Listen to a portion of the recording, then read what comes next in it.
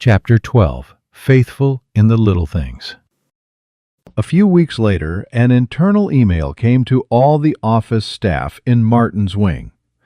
You are cordially invited to join us for our annual staff party at Oliver's Restaurant at 12 p.m. Thursday. I will look forward to that. Thursday rolled around and everyone headed out to lunch. Martin was seated with Stephen, the computer systems manager, and David, his boss. It took Martin a while to clarify to the waiter what he would eat, but soon enough, all the dishes arrived at the table. So, Martin, are you vegetarian? I noticed you went out of your way to remove the meat from your dishes. Yes, Stephen. I've been vegetarian since I was 18. I would be interested in hearing your reasons, if you don't mind. I heard that many Seventh-day Adventists are vegetarian. Is that right, Martin? Yes. At least half the church would be from what I have been told. You can't eat your way to heaven. That's true, David. The kingdom of heaven is not food and drink. But as you know, I love the book of Daniel. And I am impressed by the story in the first chapter. How Daniel was given all the best of the king's food, of whatever he wanted. Daniel asked the king's supervisor if they could eat simple vegetarian food for 10 days, and let him see if he was better or worse after that time period. After the 10 days, Daniel was brought before the king, and when he was examined, they found him and those who joined him to be 10 times wiser than those around them. I was so impressed by Daniel's example that I decided to follow it. Fascinating story, Martin. I am a little confused, because I know that the gentleman over there also attends your church, but doesn't seem to have the same convictions as you. Don't you think that possibly this is a little extreme? I'm not trying to pressure you. I'm partly curious and partly concerned for you. I appreciate your concern, David. I don't wish to be the conscience for others. Each should be free to choose for themselves. I just want to be like Daniel and follow his example. The Bible says that all these stories in the Bible were written for us in the last days. 1 Corinthians 10:11. So I figured this story was important. Didn't Jesus eat fish and lamb when he was here on earth? Yes, he did. And thank you for raising that, Stephen. I believe that Christ carried many things in order to come close to those around him. Christ is a healer and a restorer, and Satan is the destroyer. I believe that it was hard for Jesus to see those beautiful lambs he created ending up slaughtered and eaten. But Jesus was willing to endure this eating of flesh to walk with us and understand us. Thus there is no condemnation for those who do, but for me, I want to excel at every level and follow what is best. Is that why you drink water rather than tea, coffee, or wine? Yes, exactly, David. The Bible says that wine is a mocker and strong drink is raging. I take that seriously. I know the story of Jesus turning the water into wine. But the word for wine in the Bible can mean either fermented or unfermented wine. The research I have done on the effects of alcohol and caffeine have led me to conclude that Jesus would not create anything that harms the human body. It's my personal conviction. There is another story in the book of Daniel of the 3 young Hebrew men on the plains of Dura in Babylon, who were commanded to kneel before the king's image when music sounded. It reminded me of the image to the beast that will be raised in the last days mentioned in Revelation 13. All will be required to bow before it on pain of death. To have the faith of Daniel's 3 friends who were there, I figured I should copy their eating habits. It just made sense to me. So you mean you don't eat any meat at all? If I were in a tough spot and there was clean meat available, I might consider it. For example, I visited a friend recently that went out of his way to prepare me a meal, and it was nearly all meat. I didn't want to hurt his wife's feelings after all the effort she had gone to. It was clean meat, so I thought I could make an exception in this case. I didn't want to be rigid, but if it was pork, then I would not be able to eat it under any circumstances.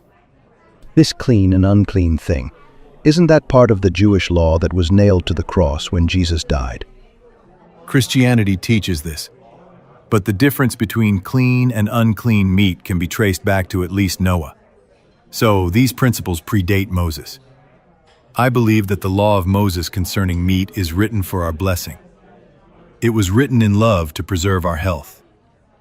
It's true that some people go to extremes about this question, but when you study how unclean animals digest their food and how the scavengers of the sea absorb metals and toxins to cleanse the oceans, I see no wisdom in eating these things. Fascinating, Martin. I admire your conviction, even if I don't agree with it. It just sounds too restrictive to me. I totally understand where you are coming from. It depends how you look at it. For example, it might seem restrictive to only drive on one side of the road and stop at traffic lights. But I don't find these to be annoying restrictions, but rather helpful rules that keep me safe from harm, so I do them happily. Apart from that, meat production is such an inefficient use of energy and land. It takes a massive amount of grain and water to get a relatively small amount of beef. If we drank the water and ate the grain directly, it would feed many more people and be much cheaper. It takes 3¼ acres of land for food production to sustain a meat-eating person, while it takes 1/2 an acre for vegetarians, and for vegans, it only takes 1/6 of an acre, so it saves on land usage as well. Well, all right, Martin. You're helping the world, but worrying us. Crunching all those lettuce leaves. We don't want you to go hungry. Maybe next time we can just go to an Asian restaurant, so you'll have more options. How about that? The crunchy lettuce helps me crunch the numbers, David. After work, Martin remembered he had to go see the doctor to get his immunization tags checked. The doctor just needed to inspect the 5 little brass screws attached to his skull, which connected him into the electrical field. Everyone had this to help protect them from disease. Come in, Martin. How have you been? Feeling quite good for a white-collared, pen-pushing, keyboard-typing office boy. Good to know. Hey, I just noticed something odd here. A problem, Doc? Well, I don't think it's a major issue, but at least one of the little screws looks like it has changed from brass to silver, and I rarely see that happen. It could mean you get a faulty connection occasionally in connecting to the force field. Silver operates at a higher frequency to what the system usually operates with, but it still is just within range. If you notice any problems, then please let me know, and we can replace them and get you back in the center of the frequency range. Sounds like an upgrade to me. I am curious to know what caused that. So why do we have 5 screws attached again, Doc? I was told a long time ago, but can't remember. Each little screw connects to one of the 5 senses in the body. The 5 senses are the 5 inputs, and we want to protect those inputs from any corrupting influences that could affect the person negatively. Especially very high frequency ranges. They can really upset things. In what way? Well, it can lead to chaos in the city. Too much very high-frequency exposure can lead people to delusional thought processes, which could lead to violence and turbulence in the city, as well as putting extra pressure on the nervous system. Interesting. One other thing, Doc. Yes, Martin? Oh, never mind. It's not that important. As Martin headed home, he wondered about why these things had been connected to the 5 senses and why one of his had turned to silver. I need to do some more research on this issue. For some reason, I haven't given this aspect much thought. I figured that, as I am not being injected with stuff and it seems to give benefits, it would be fine. But the silver thing is strange. How did that happen? And what about the higher frequencies? What was all that about? So much to learn.